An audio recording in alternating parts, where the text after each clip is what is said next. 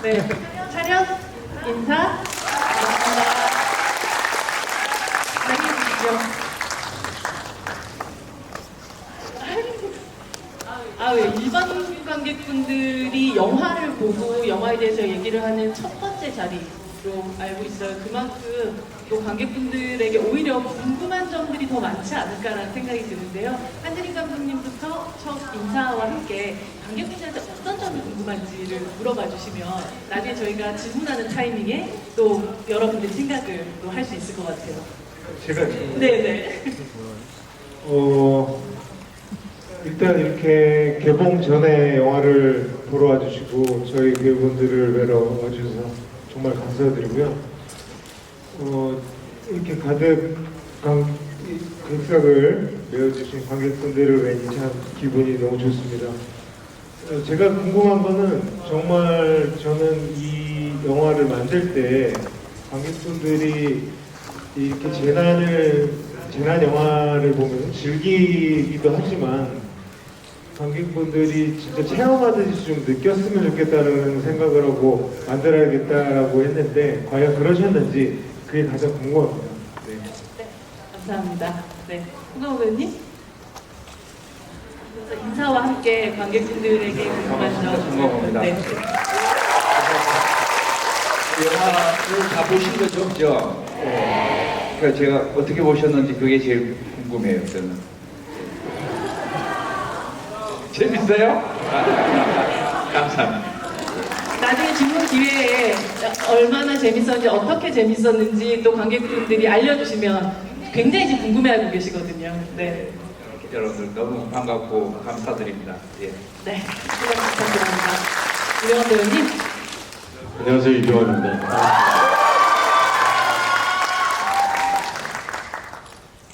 여러분들하고 이렇게 마주보고 무대 인사를 할 수 있다는 게 너무 되게 감개무량하네요. 이게 여기서 한 3년 전에 남산의 부장들 때 했던 게 마지막인데 똑같은 자리에서 또 이렇게 여러분들을 뵙게 되니까 너무 반갑고 이렇게 가득 와주셔서 너무 감사드립니다. 김지현 배우님. 안녕하세요, 임시환입니다.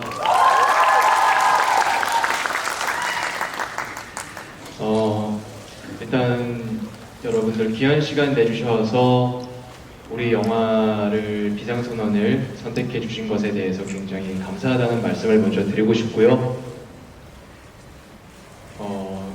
사실 그리고 저는 이런 대작을 들어오게 돼서 저의 어떤 책임감이라고 한다면 이 선배님들의 훌륭한 연기, 이 훌륭한 영화에 제가 들어와서 흙탕물이 되게끔 만들지 않는다라는 것이라고 할 수 있겠는데요. 그래서 여러분들이 어떻게 좀 봐주셨는지에 대해서 궁금합니다. 네. 흑탕물이 누구가인지 여러분이 이야기를 해주시기 바랍니다. 네. 김선주 배우님. 네, 안녕하세요. 배우 김서진입니다. 네, 개봉을 앞두고 이렇게 여러분들 만나게 돼서 굉장히 떨리는 자리인 것 같습니다. 저는 글쎄요, 저희 영화가 저희 영화만의 어떤 리얼리티? 영화적 리얼리티를 찾기 위해서 되게 많이 고민을 했었는데 그런 현실감 있는 그런 리얼리티가 여러분들에게 잘 전달이 됐는지 그게 궁금합니다. 현실감 있는 리얼리티가 어떻게 관객분들에게 전달이 되는지를 또 저희 곧 이야기를 나눠보도록 하겠습니다. 사실 저 준비한 질문들이 굉장히 많은데 관객분들을 보니까 관객분들한테 더 많은 기회를 좀 드리기 위해서 저는 좀 앞에 짧게 좀 질문하고 바로 관객분들한테 얘기를 넘어가도록 할게요. 한예린 감독님, 저는 사실 이 영화가 굉장히 오랫동안 기다렸던 영화기도 하고 굉장한 대작인데 의외로 영화가 시작되고 나서 제목이 올라오는데 제목 사이즈가 요만하게 올라오더라고요. 그 어떤 이유가 있지 않았을까 싶었어요. 그러니까 이게 처음부터 제가 이 영화가 어떤 블록버스터나 그냥 되게 소비돼 버리는 어쨌든 구경거리가 되고 싶지 않았고 비상선언이라는 제목이 항공 영어이기도 하고 그 어떤 제목과 인물들을 좀 담담하게 관객들에게 다큐멘터리적으로 좀 전달하고 싶다 그런 게 더 사실적으로 느끼지 않을까라는 생각에서 그렇게 표현을 했던 것 같아요. 앞으로 보게 될 이 영화에 대한 어떤 선언을 오히려 제목을 통해서 보여주셨던 셈이네요. 네네. 송강호 배우님이 연기하는 이 형사의 그 어떤 등장부터 되게 그 수박 먹는 사람들한테 뭐라고 한마디 하거나 혹은 아니면 초등학생들한테 뭐 말하자면 조사이자 취조 같은 걸 할 때 그 배구공 같은 걸 깔고 앉아 있는 그런 어떤 사소한 디테일들 같은 것들이 이 영화의 아주 큰 어떤 드라마틱한 영화 속에서도 깨알 같은 어떤 현실감 같은 걸 좀 만들어낸다는 생각이 들었거든요. 그런 건 현장에서 만들어내시는 겁니까? 네, 지금 이 마이크 저희들이 마이크 사운딩이 너무 심해가지고 맞아요. 저희가 좀 잘 안 한 들리죠. 말씀하시면 이게 그 말씀이 한 10번이 들려가지고 집중을 제대로 안 하면 안 됩니다. 그래가지고 네. 이걸 좀 잡아주실 수 있나요? 진짜 저도 너무 집중해서 들어야 돼요. 그런 어떤 디테일들은 감독님께서 미리 또 설정을 하신 거고요. 네, 그래서 수박은 애드립입니다. 수박은 선배님 애드립. 수박은 애들이 네, 수박 그랬나요? 하도 오래돼가지고 기억이 가물가물합니다. 네, 배구공은요? 배구공은 뭐 원래 설정이죠. 네, 그래서 우선 그 초반에 어떤 그 유머스러하고 좀 익살스러운 어떤 모습을 일부러 그렇게 연기를 한 건 아니고요. 우리가 뭐 어떤 비극이든 어떤 희극이든 항상 일상에서는 희극과 비극과 어떤 여러 그 희노애락이 다 담겨 있는 것이 우리의 일상이고 우리의 인생이기 때문에 자연스럽게 나오지 않았나 그렇게 생각이 듭니다. 송강호 배우님의 또 그런 연기가 이 영화를 정말 땅에 또 발을 붙인 영화로 더 느껴지게끔 만들었다는 생각이 듭니다. 이병헌 배우님에게 사실 이 영화는 뭐 우리 모두에게 다 그러시겠지만 영화의 시나리오를 처음 받았을 때와 사실 이 영화가 찍혀지고 또 개봉되는 이 시기에 이 영화에 대한 느낌은 굉장히 다를 수밖에 없었을 것 같아요. 재혁이란 캐릭터도 사실은 조금 더 장르적으로 갈 수도 있었을 텐데 사실은 실질적으로 그렇게 되지 않았거든요. 처음 시나리오를 읽었을 때 그리고 처음 촬영에 들어갔을 때는 팬데믹이 없었어요. 코로나가 처음 발생하기 전 상황이었기 때문에 어쩌면 물론 그런 일이 있어서는 안 됐지만 코로나 상황이 심각해지고 막 사람들이 모두가 마스크를 쓰고 다니고 이런 전염병에 대한 실질적으로 실생활에서 그 위협을 느끼니까 영화 안에서 그 비슷한 감성들이 있잖아요. 그 안에서 복면을 쓰고 누군가가 전염이 되고 이런 어떤 상황들 그리고 비행기가 착륙을 할 때 막고 어떤 나라도 허락을 해주지 않고 뭐 이런 여러 가지 상황들이 처음 시나리오를 읽었을 때는 약간 너무 극단적으로 조금은 현실보다는 과장된 것이 아닌가 하는 생각을 했는데 막상 실제로 그런 일들이 우리나라에도 있었고 비슷한 일이 그래서 진짜 더 깊이 빠져서 연기할 수 있었던 것 같아요. 더 현실적이라는 생각이 들었고 그런 상황 속에서 우리가 또 그런 내용의 그런 이야기를 하고 있다는 게 참 아이러니이기도 하고 감정이 묘했어요. 임시완 배우님을 이 영화에서 보면서 우리가 굉장히 칭찬으로 썼던 그 한 단어가 되게 무서운 단어일 수도 있겠다라는 생각이 들었던 게 바로 살인미소 라는 말이었습니다. 보통은 살인미소 하면 정말 멋진 미소야 라고 할 때 살인미소라는 말을 쓰는데 살인미소라는 것은 저런 거구나 라는 걸 보여주셨던 것 같아요. 그 짧은 장면에 그 얼굴을 만들어낸다는 것은 물론 뭐 감독님 외에 모든 조명이든 모든 것들이 다 맞추어줘야 되겠지만 본인은 이 미소는 어떤 미소를 바라면서 만들어냈던 건가요? 아마 화장실 가는지 물어보는 그 씬에서 그쵸. 있었던 예고편에도 그죠? 나오고. 네. 네. 그 씬 때문에 살인 미소라는 얘기가 나왔던 것 같은데요. 저는 그 씬을 찍을 때 어떤 실험이라는 생각을 가지고서 그 씬을 찍었었어요. 그래서 어떠한 지금 어떠한 신념에 의해서 이것은 잘못된 생각이죠. 그러니까 살인이 아니라 내가 신성한 뭐 어떤 정화작용을 한다? 그런 어떤 거룩한 일을 한다? 그렇게 왜곡된 신념으로 행동을 하기 때문에 그래서 좀 되게 굉장히 설레고 신나는 실험이다라는 생각으로 접근을 했었던 것 같아요. 신나는 실험을 앞둔 미친 광자 같은 그런 미소였던 때문이네요. 네, 그래서 약간 그 어린 아이한테 너가 제일 첫 번째 손님이겠구나 라는 그런 생각을 했을 거라고 제가 생각한 게 아니고요, 그 캐릭터가.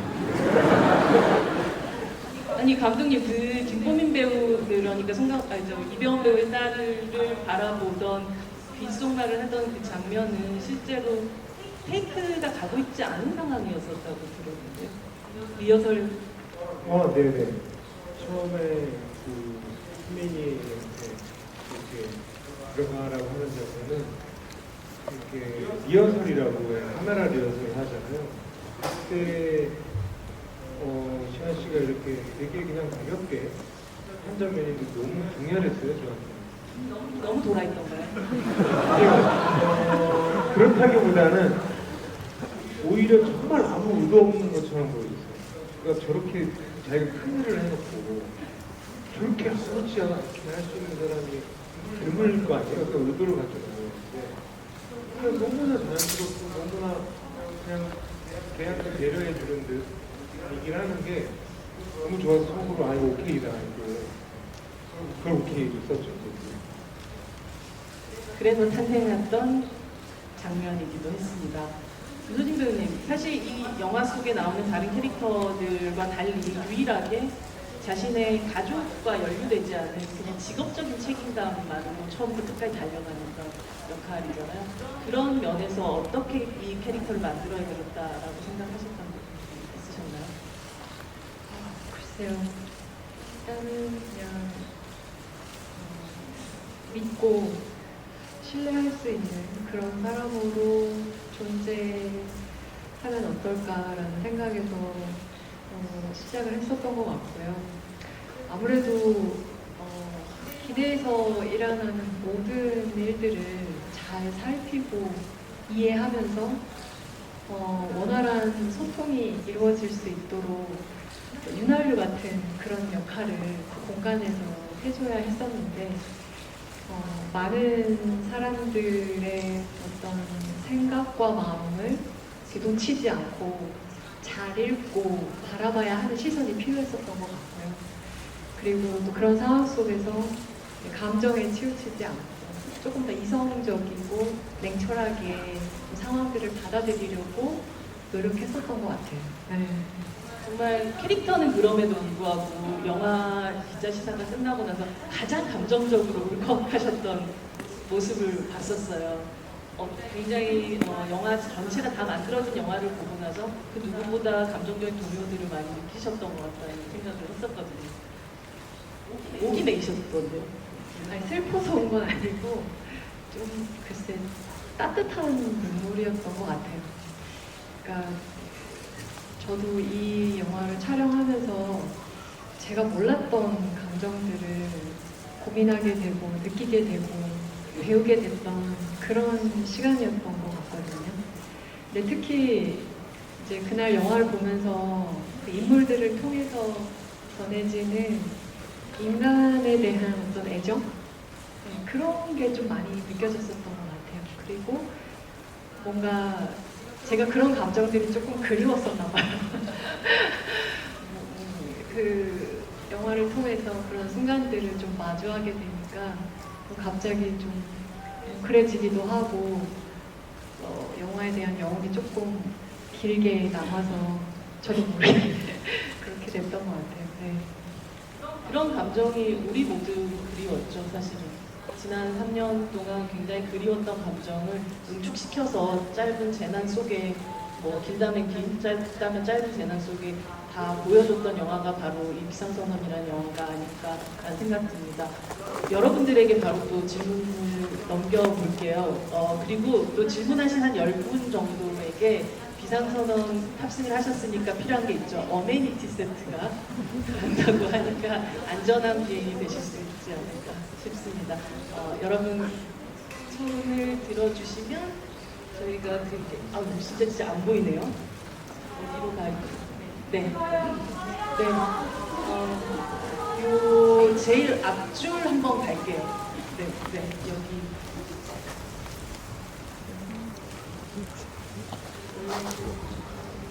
네, 여기로 가겠습니다. 네, 그 가운데에서 첫 번째, 네, 들어와 계십니다. 네, 여기, 네, 네, 바로 앞에. 네. 네, 감사합니다. 저는 임시완 배우님 악역을 되게 인상적으로 봤는데요. 혹시 악역을 준비하면서 중점을 둔 캐릭터나 혹은 염두에 두신 캐릭터가 있는지 궁금합니다. 악역이라고 생각 안 하셨죠? 아니요, 악역이라고 생각했습니다. 우선은 잘 봐주셨다니 정말 감사하다는 말씀을 꼭 드리고 싶고요. 저는 어떤 캐릭터를 참고를 하기보다는 감독님이랑 좀 사전에 만나서 좀 말씀을 나눴던 게 어떤 사건에 대해서 중점적으로 좀 생각을 해봤어요. 어떤 거냐면 많은 분들 아시겠지만 저기 라스베가스 총기 난사 사건이 있었잖아요.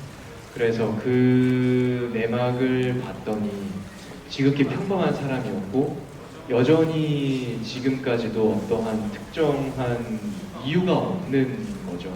그렇기 때문에 이렇게 평범한 사람이 그 현실에 바로 옆에 있을 법한 사람이 그런 말도 안 되는 있을 수 없는 그런 잔인한 끔찍한 일을 저지를 수 있는 것인가라는 의구심에서 시작을 했고요.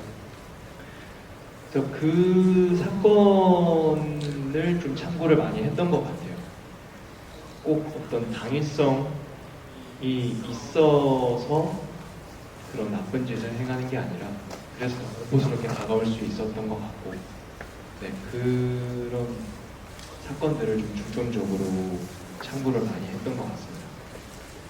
정말 이 영화의 모든 것들이 어떤 당위성으로 피해를 입거나 뭐 희생을 당하는 것도 아니고 모든 사람들이 모두 다 희생자가 될 수도 있고 모두 다 재난 속에 있을 수 있다는 걸 장면 장면마다도 보여줬던 그런 영화인 것 같아요. 시안 배우가 연기했었던 지금 캐릭터 자체도 그랬지 않나라는 생각이 들기도 하고요.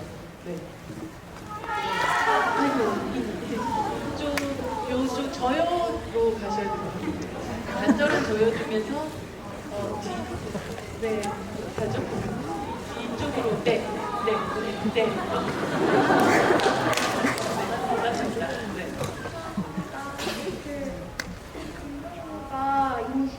임시완 배우님께 질문 드리고 싶은데요. 네. 그 영화를 보면 모국어처럼 영어를 쓰시는 것 같던데 모국어처럼 영어를 의도적으로 어떤 의미가 담겨 있는 건가요? 모국어처럼 영어를 쓰는 것 자체가 네.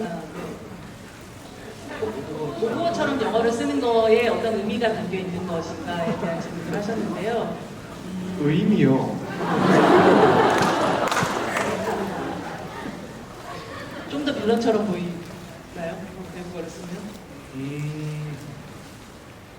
딱히 어떤 특별한 의미를 많이 부여하진 않았고요. 그냥 컨셉이 교포 출신이고, 네, 캐릭터 설정 자체가 교포였고, 그리고 어떤 사회적으로 부적응이 좀 있었다라고 저는 개인적으로 생각을 했었거든요. 그래서 저 개인적으로는 좀 그런 전사를 만들었었어요. 이게 자신의 모국이 아닌 타국에 있으면서 거기에서 어떠한 뭐 차별도 받았을 수 있을 것이고 그렇기 때문에 적응을 못한 게 있었을 것이고 그런 것들이 점점 더 증폭이 돼서 결국 이 주변의 어떤 무관심 혹은 주변에 대한 차별이 이렇게 큰 악마를 만들지 않았을까라는 생각을 하고 있었습니다. 임시완 배우의 과도한 노동을 걱정하신 홍보팀에서 저쪽의 감독님부터 질문을 한 개씩 받겠다고 얘기를 했는데 감독님에 대한 질문 있으신 분? 네, 저쪽으로 갈게요. 그러면 네, 선수가 흔드시는 선수가 맞나요? 네, 흔드시는 저렇게 흔드는데 못 참죠. 네, 가야죠. 네, 안녕하세요. 저는 이병헌 배우 팬클럽 네? 로버스에서 왔습니다.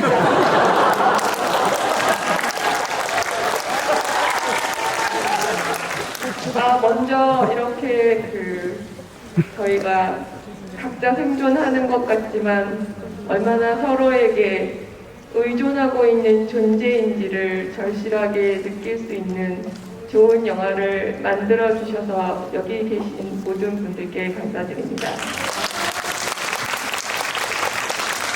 그리고 비상선언을 하고 연료까지 고갈되었는데도 무사하게 대한민국에 귀환하신 배우 여러분께 축하의 말씀을 박수를 보내드리고 싶습니다.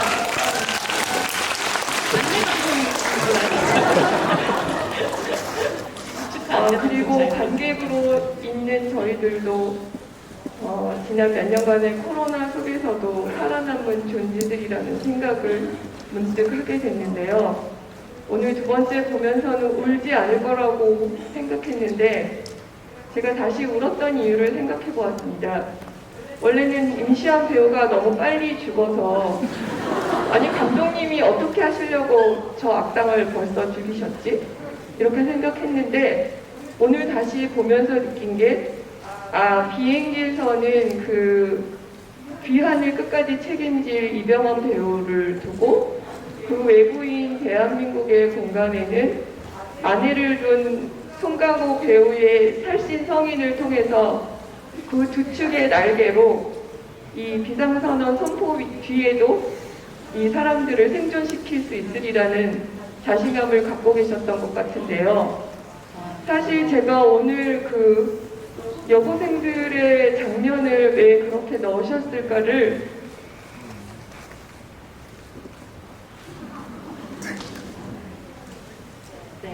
잘 몰랐었는데 얼마 전에 저희가 겪었던 그러나 구하지 못했던 그것을 무의식 중에 감독님께서 생각하셨던 게 아닐까? 그런 생각이 들어서 여쭤보고 싶었고요. 그 다음에 딸의 아버지, 아내를 둔 남편이 아니었다면 그렇게 조종사와 형사가 그들을 구하려 했을까? 그래서 두 배우님께는 어떤 체험이셨는지 그것을 여쭙고 싶습니다. 감사합니다. 네, 감사합니다. 질문 3개를 하셨는데 일단 한예리 감독님께 먼저 대답을 들어보도록 하겠습니다. 그러면 승객들을 구성할 때 어디에나 있고 지금 이 극장 안에 있는 분들 그리고 어느 공간 어디에나 있을 법한 사람들을 생각을 해야 했어요. 하와이에 가는 비행기는 어떤 사람들이 가장 많이 타는가도 조사를 했고요. 당연히 신혼부부가 많이 탈 거고 의외로 외국인은 별로 없고 그리고 연수를 가는 학생들도 있고 이런 자료 조사를 통해서 이루어진 게 첫 번째고 어떤 한국의 수많은 지금까지 있었던 재난들을 떠올리셨다면 그건 자연스러운 거라고 생각은 하는데 제 개인적으로 어떤 특별한 의도를 갖고 그러지는 않았습니다. 우리 배우님께는 아마도 이 영화 속에서 캐릭터들이 각각의 가족들 그곳에 있기 때문에 어떻게 보면 조금 더 동력으로 작용했을 것 같다는 생각이 드는데 그 부분에 대해서 어떻게 또 연기를 하셨는지에 대한 질문을 하셨습니다. 네. 똑같죠. 보시긴 개인적으로 이제 뭐 가족이 있고 그 배우를 떠나가지고 자연인으로서의 가족들을 생각하고 또 좀 더 나아가서 누구나 보편적으로 생각할 수 있는 그런 감정으로 연기를 하지 않았나 생각이 듭니다. 특별하게 어떤 뭐 인호의 어떤 그러니까 제가 맡은 인물의 어떤 특성 같은 걸 먼저 생각한다기보다는 가장 보편적인 그런 가장 안타까운 마음 이런 것을 가장 절절하게 최대한 여러분들께 보여드려야 되겠다 그렇게 생각을 하고 있습니다. 저희 경우에는 사실 이 시나리오를 내가 어떻게 해석을 해야 될까 고민이 많이 됐어요. 왜냐면 비행기의 승객들이 모두가 자기 삶을 포기하고 그냥 우리가 내리지 말자라고 얘기했을 때 딸과 함께 있는 아버지로서 내가 과연 그런 결정을 따라줄 수 있을까? 라는 생각을 처음에는 해서 이 상황이 관객들에게 설득력 있게 다가갈까 하는 고민이 있었고 이제 그 승객 관제탑에서 다시 연락이 와서 내려라고 이제 허락을 했을 때에는 딸이 있기 때문에도 물론 비행기 안에 있는 모든 승객들을 생각을 했겠지만 딸을 위해서라도 어떻게 해서든 무사히 착륙하기 위해서 최선을 다했을 거라는 생각으로 연기를 했어요. 임시완 배우님께 질문을 가도록 바로 하겠습니다. 그럼 네. 좀 뒤쪽으로 갈게요. 저기 이쪽 가운데 줄에 제일 끝에서 네 번째 분으로 가겠습니다. 네, 제 뒷줄이고요. 지금 손 들고 계신 문 뒤인데요. 네, 죄송합니다. 네, 그 노란색 옷 입으신 분 뒤쪽입니다. 네, 지금 뒤돌아보고 계시는 분이 손 드셨잖아요. 아닌가요? 네, 그 옆에 네. 네. 안녕하세요. 네, 안녕하세요. 저 영화 잘 봤고요.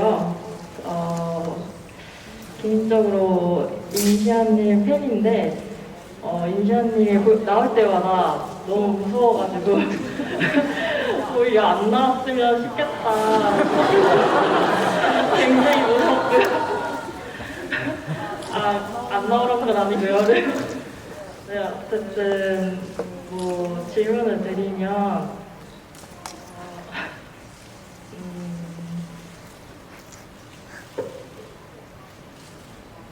네. 지금 막 생각하고 계시는 거예요. 연기를 하실 때, 비행기라는 장소 안에서 연기를 하시는데, 뭔가, 좀, 액션처럼 연기를 하시는데, 거기에서 어려운 점은 없으셨는지. 네.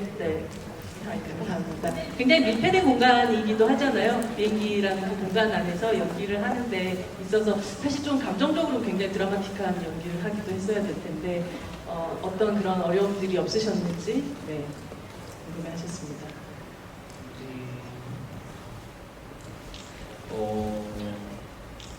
우선 제 분량이 그렇게 많지 않은 편인데 그나마 또 만났으면 좋겠다고.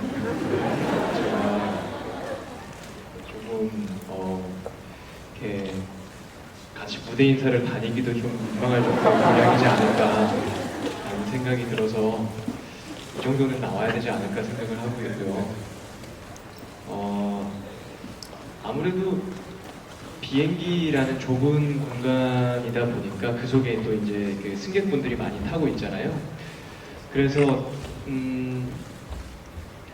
좀 되게 빽빽한 곳에서 액션씬이 있었고, 근데 거기를 또 막 넘어야 되고, 저는 이제 저의 목적으로서 이 사람들을 피해서 최대한 저의 생각 무기를 퍼뜨려야 되고, 그분들의 목적으로 저를 또 막아야 되고, 이런 부딪힘들이 있고, 그리고 선배님들과도 이게 몸싸움이 있고 그랬으니까, 근데 그 좁은 데서 해야 되니까, 거기서 오는 좀 어려움이 있기는 했었죠. 그렇지만은 작품을 위해서 당연히 했어야 되는 수고이기도 하고, 다행히 다친 분들도 없었고요. 안전하게 촬영은 잘 했고, 특히 그리고 좀 저희 영화가 좀 특별하다고 할 수 있는 점은 이게 자체가 돌아가잖아요. 김볼이라고 하는지 잘 모르겠지만, 그래서 저는 개인적으로 거기서 조금 어려웠던 부분은, 그나마 좀 어려웠다고 생각하는 부분은, 제가 진석이가 죽고 나서 비행기가 갑자기 돌아요. 제가 죽었을 때 시점인데, 저는 그러니까 죽은 상태에서 이걸 돌아야 되니까 저는 눈을 감고 있어야 되잖아요. 그래서 돌면은 이게 눈을 뜨고 있으면 이게 어느 정도 이게 그걸 할 텐데 좀 긴장이 많이 되더라고요. 그러니까 저는 눈을 감고 죽은 연기를 하면서 돌아야 되니까. 근데 다행히 무사히 다치지 않고 촬영을 잘 했습니다. 현장에선 사실은 뭐 캐릭터는 되게 외로운 역할일 수밖에 없는데, 다른 승객들과 달리 현장에서는 전혀 외롭지 않게 잘 지내셨다는 이야기를 들었습니다. 아, 외롭지 않냐고요? 질문하셨는데. 아니요, 제가 그냥 여쭤보는 거예요. 네, 그렇게 선배님들한테 그렇게 질문을 많이 하셨다는 얘기를 들었어요. 질문이요? 네, 어떤 질문들을 주로 하셨나요, 이병헌 배우님? 여기에서 대사 중에 그런 거 있잖아요. 정말 해맑게 웃으면서 나는 이 비행기 안에 있는 모든 사람들이 다 죽었으면 좋겠습니다. 딱 그 표정으로 저한테 질문을 해요. 선배님은 어떤 음식을 좋아하세요? 술은 주로 뭘 드세요? 약간 저는 이 캐릭터를 아니까 편하지가 않은 거예요. 그 음식 좋다고 얘기하면 독탈 것 같은 그런 느낌이죠. 볼 때마다 그렇게 질문을 하고 문자로도 그런 질문을 해요. 이 문자로 보는데도 목소리가 들리는 것 같아요. 그러더니 어느 날 갑자기 선배님 집에 한번 가보고 싶어요. 한참을 망설이다. 그래.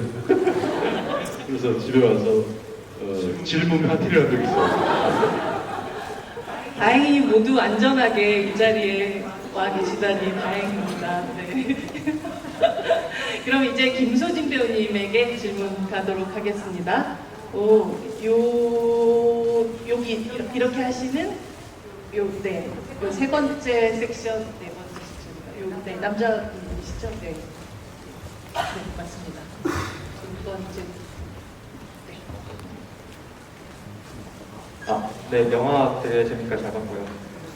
저는 두 가지를 질문드리고 싶은데요.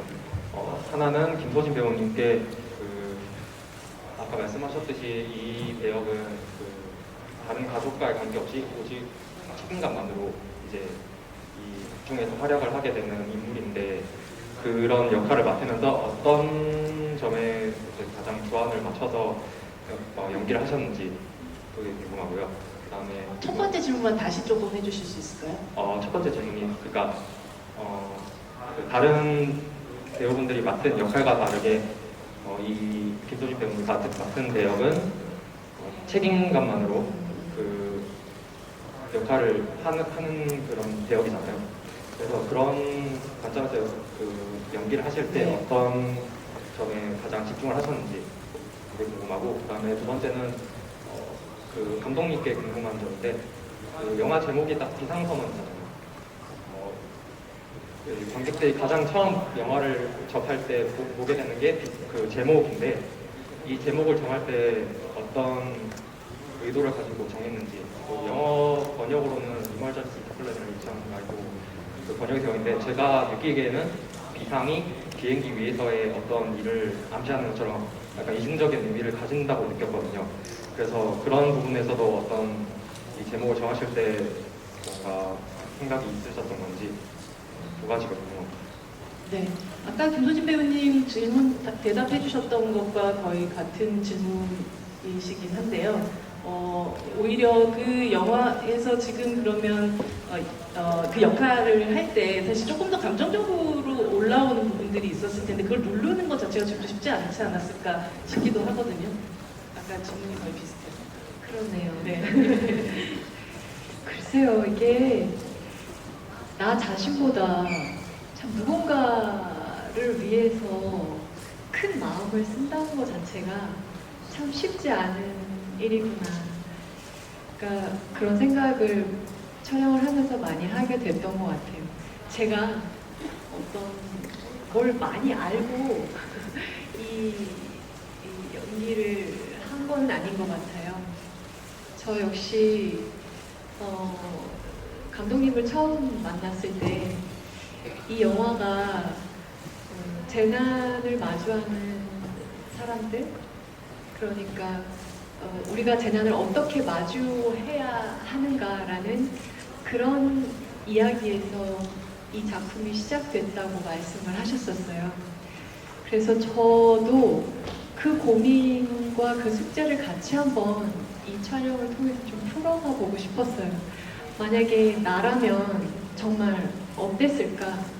나는 과연 어떤 선택을 할까? 어떤 생각을 하고 어떤 감정을 느끼게 될까? 뭔가 저도 저 자신을 직면해보고 싶은 그런 생각이 좀 컸었어요. 그래서 어떤 생각을 가지고 촬영에 임했다기보다는 정말 좀 상투적인 말일 수 있겠지만 이 재난을, 이 영화 속의 이 재난을 정말 몸으로 겪고 싶었어요. 그래서 저만의 어떤 느낌들을 좀 찾아가고 싶었던 것 같아요. 근데 그거는 제가 뭔가 저의 어떤 생각을 통해서 풀어질 수 있는 문제가 아니라 함께하는 이 배우들의 호흡이 정말 중요했었던 것 같아요. 아까 말씀드렸던 것처럼 그 사람들의 생각과 감정들을 놓치지 않고 잘 읽으려고 노력했던 게 제가 할 수 있는 최선이었던 것 같습니다. 네. 진실 박수 부탁드립니다. 말씀하신 것처럼 정말 머릿속으로 나라면 어땠을까라는 생각을 이 영화를 보시는 분들도 다 같이 하셨을 것 같아요. 근데 김소진 배우님 말씀대로 오히려 그 현장에서 그 동료라면 동료 혹은 아니면 영화 속 캐릭터들과 함께 있는 순간 자연스럽게 그 모든 것들이 그렇게 결정되게 됐다는 네, 그래서 제가 더 많이 얻은 것들이 많았던 현장이어서 그냥 굉장히 귀한 경험을 했다라고 생각합니다. 감독님, 그 비상선언이라는 제목은 처음부터 이 이야기를 쓸 때부터 제목은 비상선언이야 이렇게 하셨던 건가요? 그게 아니었고 이게 저한테 한 10년 전에 제안을 받았던 시나리오인데 그때 제목이 전염이었어요. 전염? 네.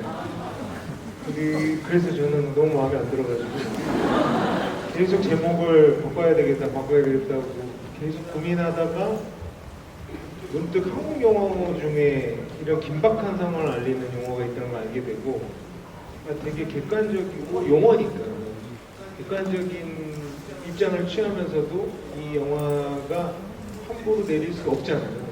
이 비행기가.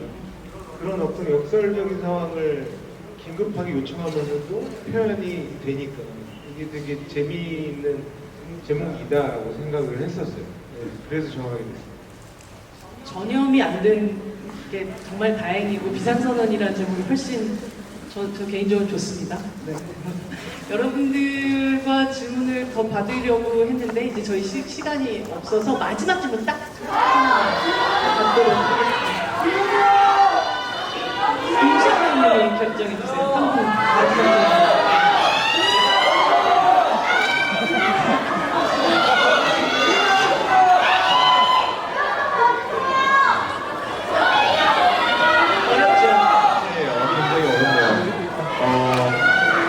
그러면 죄송한데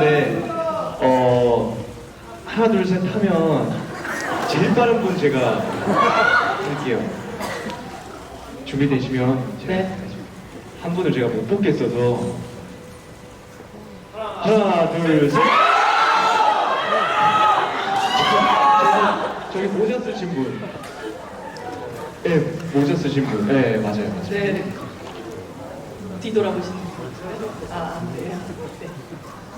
네. 네. 네. 마지막으로 선택해 주셔서 정말 감사합니다.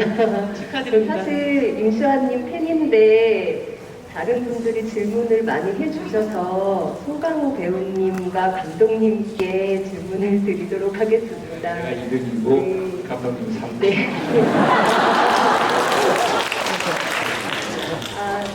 아까 음악병실에 들어가셔서 바이러스를 투입하실 때 저는 약간 옛날 괴물에서 그 딸을 위해서 이제 연구실에 그 트럭 같은 곳에 들어갔던 장면하고 약간 데자뷰가 됐거든요.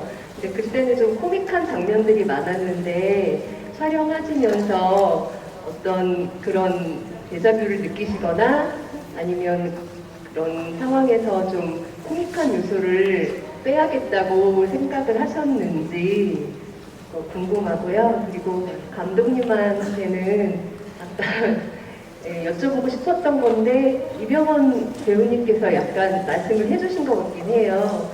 그런데 그 비행기에서 승객들이 생각보다 많이 이성적으로 행동을 하더라고요. 그 먼저 살겠다는 아저씨 빼고는 생각보다 많이 이성적으로 판단을 하셔서 네, 그렇게 기획하신 의도가 있는 건지 궁금했습니다. 네. 그리고 영화 마지막으로 너무너무 잘 봤습니다. 진짜 마지막까지 긴장을 놓지 않고 괴물의 강구가 떠오르는 그렇죠. 순간이죠.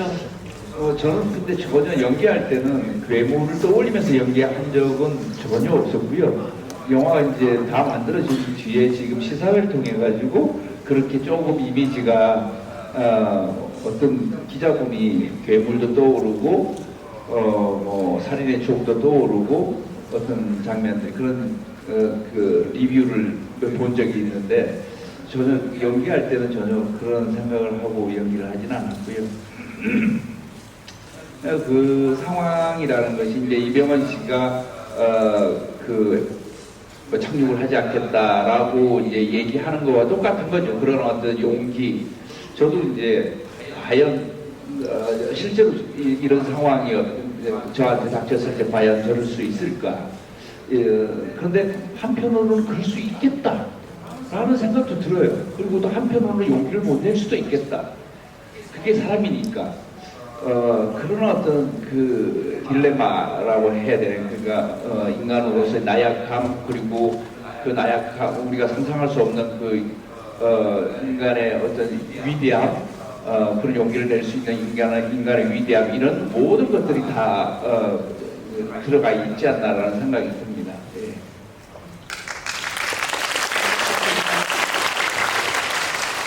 감독님, 승객들이 너무 이성적이지 않나?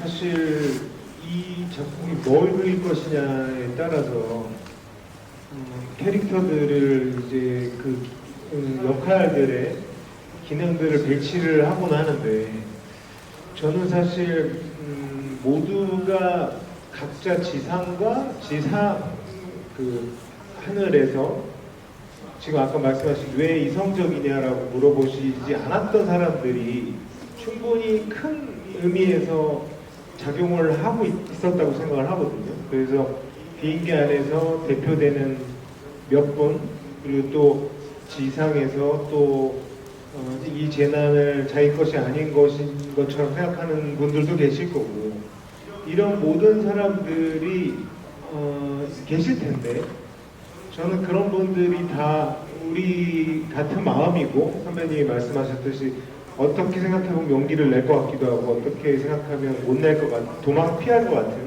그런 마음이 우리한테 다 있고 다 같은 인간이라고 생각이 들었어요. 그래서 저는 이 영화를 만들 때 결국에 사람들이 아주 조금의 용기, 조금의 인간성을 낸다면 이런 재난들을 우리가 이겨낼 수 있지 않을까? 그리고 우리도 지금 재난을 겪고 있지만 그런 의미에서 관객분들이 위로를 받았으면 좋겠다는 생각을 했던 것 같아요. 네.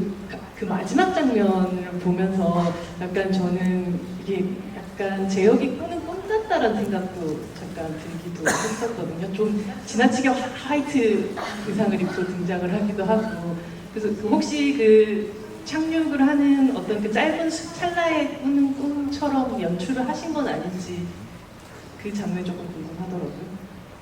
사실 두 가지의 의미인데 첫 번째는 당연히 착륙 이후에 살아남은 사람들 그리고 희생했던 사람의 진짜 모습 뭐 선배님이 연기하셨던 윤호의 모습 마지막 아프지만 그래도 웃음을 보여주는 어떤 그런 희생자의 모습을 보여주고 싶었던 게 첫 번째고요. 두 번째는 저의 희망이었어요. 앞으로 우리가 어떤 재난을 겪더라도 이런 조금씩 더 노력해서 아주 현실적으로 그리기보다는 그 장면을 우리가 저런 재난에서 벗어날 수 있는 날이 왔으면 하는 그런 어떤 희망 같은 의미의 두 가지 의미를 가졌던 것 같습니다. 네, 저희가 또 마무리를 해야 되는 시간이 돌아왔습니다. 물론 여러분들의 궁금증이 모두 다 풀린 것은 아니겠지만 또 영화가 혹시 또 1000만이 넘고 이렇게 점점점 흥행을 하면 이런 GV의 시간들은 항상 더 있으니까요. 여러분들도 다음에 기약을 하면서 김소진 배우님부터 오늘 또 관객분들과 첫 만남에 대한 소감과 인사, 마지막 인사 부탁드립니다. 네, 여러분, 저희 영화 많은 관심과 사랑 부탁드리고요. 오늘 굉장히 진심 어린 또 영화에 대한 이야기, 진솔한 이야기 나눌 수 있어서 참 의미 있고 즐거운 시간이었습니다. 항상 건강하시고 저희 비상선언 많이 사랑해 주세요. 고맙습니다.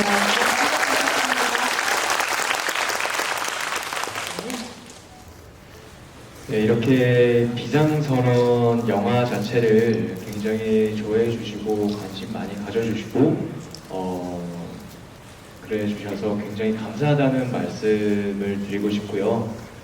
그리고 오늘 여러분들과 이렇게 직접 영화를 보고서 같이 소통을 할 수 있다는 것 자체가 굉장히 좀 이 작품, 큰 작품, 특히나 큰 작품에 출연한 입장에서는 큰 재미이기도 하고 굉장히 설레는 일이기도 한 것 같습니다. 네, 오늘 소중한 시간 내주셔서 감사하고요. 아주 오늘 저희가 혹시나 저희가 이게 좀 대답하고 하는 것에 있어서 조금 뭔가 부자연스러운 부분이 있다라고 하면 아까 처음에 말씀드렸는데 하울링이 좀 심해서 이게 지금 여러분들한테는 그냥 이게 이 소리만 들리시겠지만 저희한테 있어서는 약간 사랑하는 온 거 수박 배구공 그래서 되게 좀 되게 기울여서 질문도 듣고 그랬거든요. 그래서 혹시나 조금 어떤 대화를 하는 것에 부자연스러워 보이시는 게 있다고 하면 너그럽게 이해를 좀 부탁드리도록 하겠습니다. 저희는 굉장히 즐거운 시간이었습니다. 감사합니다. 오늘의 뭔가 이 마이크의 하울링은 임시완 배우님의 이 개인기를 우리가 보기 위해서 만들어진 큰 그림이었다고 생각합니다. 이병헌 배우님? 아까도 말씀을 드렸지만 정말 너무나 오래간만에 이렇게 소중한 시간을 함께 하게 돼서 너무 반가웠고요. 사실 배우들, 감독님 모두가 영화를 계속 찍고 또 무대 인사를 하고 관객들을 직접 만나고 이런 것들이 일상이었던 그런 시절이 있었는데 몇 년 동안을 관객분들하고 이렇게 만날 수 있는 시간이 썩뜨질 않았었어요. 그렇기 때문에 이번 무대 인사를 부산, 대구, 서울 이렇게 하면서 너무 이런 시간들이 참 감사한 시간들이었구나라는 생각을 새삼스럽게 또 하게 됐고 앞으로는 정말 자주 여러분들 만나서 이렇게 무대 인사도 하고 함께 영화 얘기도 하고 그런 시간이 자주 있었으면 좋겠습니다. 오늘 와주셔서 너무 감사드리고요. 스포일러는 자제해 주십시오.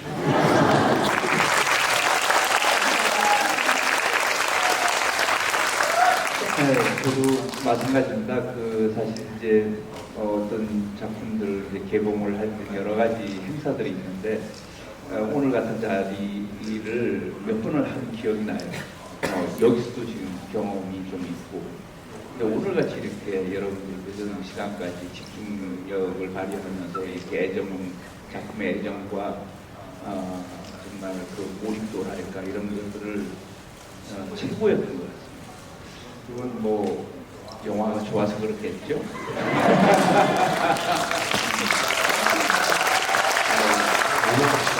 하울릴 때는 되게 다 집중을 해서 들으셔서 더 그럴 거예요. 그리고 사실 솔직히 이렇게 하다 보면은 중간에 너무 늦은 시간이니까 중간에 일어나서 이렇게 나가시는 분들도 계시고 그랬거든요. 그런데 지금까지 한 번도 안 나가셨어요. 누가 일어나길래 보니까 한 번 나가셨구나 하고 봤더니 제 매니저였어요. 또 한 번 나가시길 보니까 투자사 대표였어요. 아주 일행이었어요. 미리 준비 이제 하려고. 그만큼 여러분들께서 보여주시는 이 성원이라고 해야 되나요? 열정과 성원을 잊지 않겠습니다. 여러분 너무 감사합니다.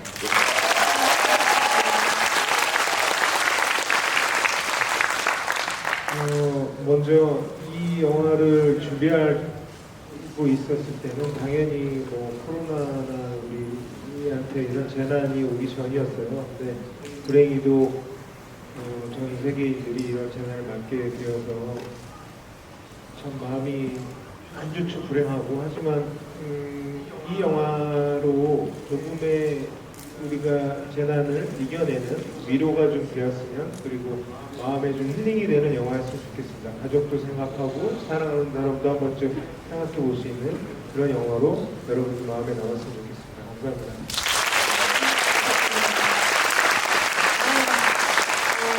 저는 이 영화 보자마자 딱 기생충의 이 말이 생각이 나더라고요.